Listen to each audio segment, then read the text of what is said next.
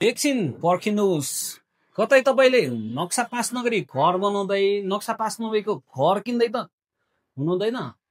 एकछिन सावधान हुनुहोस्।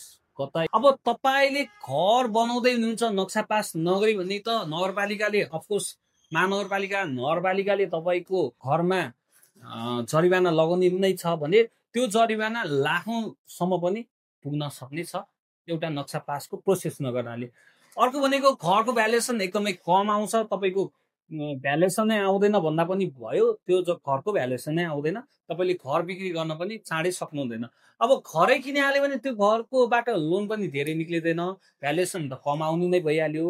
अब यदि तपाईँले घर नक्सा पास नगरी घर बनाउनु भएको छ भने नगरपालिकाबाट जुनसुकै बेला पनि फोड्नको लागि पनि आदेश आउन सक्ने हुन्छ। त्यसैले घर बनाउनु भन्दा अगाडि चाहिँ नक्सा पास गर्नुपर्ने आवश्यकता छ।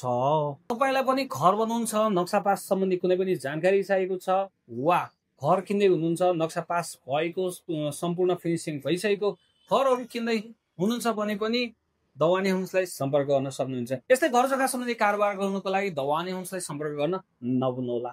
हस्त, धन्यवाद।